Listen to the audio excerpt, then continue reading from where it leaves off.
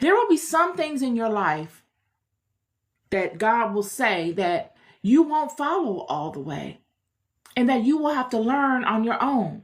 Abram felt he couldn't abandon Lot. When God told Abram to leave his father's house, he felt he couldn't abandon him. There will be some people in your life, friend, that you will see the weakness in, and you'll make excuses for them out of love, yet you will not be able to abandon. If they ever needed you, you will come regardless. This is what we find with Abram and Lot.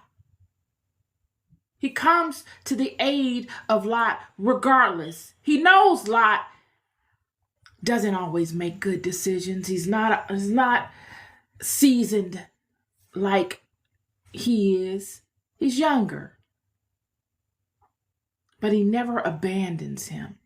And this is a quality that Abram would need to have. Abram could legitimize leaving behind everything else. Why? Because it didn't fit into the scheme of things. There was no turning it. There will be things in your life that you can legitimize leaving behind. There will be people, places, and things of your life that you can legitimize saying, okay, that was cool for a season. I'm moving forward. I don't really need that. They can be in the form of friendships. They can be in the form of business partnerships. They can be in the form of family relationships, philosophies that no longer serve you. What have you? You can legitimize leaving them behind. And many people will think you're cold and callous because of such. But really, you've come to the realization that you've capped out at it. There's really nothing more you can do within it. There's no more of a presence you can make felt in it. The only thing that can come from it now is negativity. Have you ever gone so far with a thing in your realization of it or you're wrestling with it, where now that you've gotten to this place where it's no longer growing, there's no more you can do to try to change it or impose your truth in it. You've exhausted everything in it, and now you're just at this stagnant place with it. And if you stay in that and you keep ascending while you stay in that and that environment does not change and meet you, that it will turn into a negative environment. It will turn into a negative situation because people will become very resentful to you. They'll constantly want to pull you back to them, and you're constantly looking to ascend, and this tug of war happens and it creates conflict. So you must turn and move from it. This is what Abram is experiencing. This is what God is telling Abram. Leave this. Move beyond this. Leave everything and move into what's new. Move into a completely new direction. Because I'm going to do a new thing through you. Yet in love, Abram says, I can take Lot with me. I can justify taking Lot. And he does. And he deals with what comes from taking Lot with him. The babysitting. All of the details that come with doing such.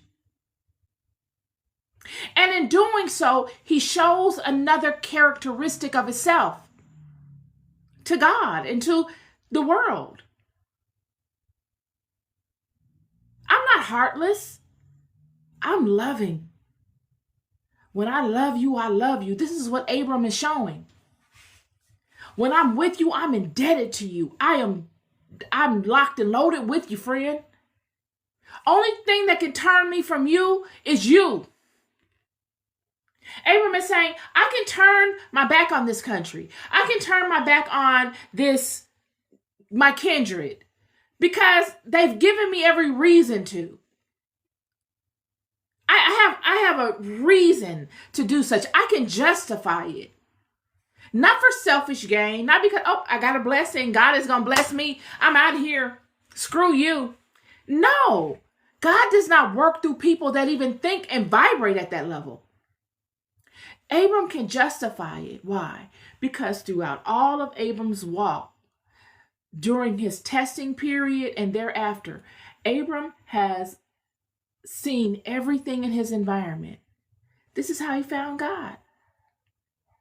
Paying attention to his environment and looking for God, cross-referencing what he sees in his environment to what he knows inside.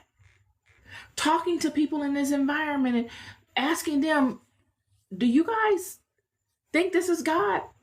Do you really believe this? I think about this at times, like, is this really God? And listen to what they say and how their states of mind are, and then trying to get them to understand where he's coming from,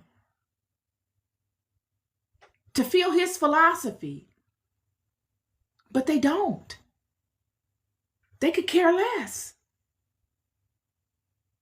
And then you get to a threshold where you feel like, I don't need to sell this. I don't need a pack of people around me to feel like what I believe and know is relevant. As long as I know it, it's enough for me. I don't need these people to know it. I need to know it. And I need to go on a journey beyond this to grow this knowing, to build this structure based off of this knowing, because I cannot build it here. Jesus would say the same thing. When Jesus was coming forth and he would go and he would preach to those amongst him in his neighborhood where he grew up, he could do nothing amongst them people. Nothing. They still saw him as little Yeshua. They wanted to pull the rug from up under him and say he's a scam, when he could be nothing further from it. They were stuck. And because they were stuck, they hated to see him grow. How many people in the world are like this? You got people in the world that are stuck at a place that they wanted you to park at with them. Yet, that's not your calling. You're being led to do something else. And in order for you to follow where God is leading you, you've got to keep moving. God is an action-oriented God. God is not a stagnant, sit down right here and I'll give you everything you need right here and that's it type of guy. Yet the world will want you to conform to them. But you've got to lead the world.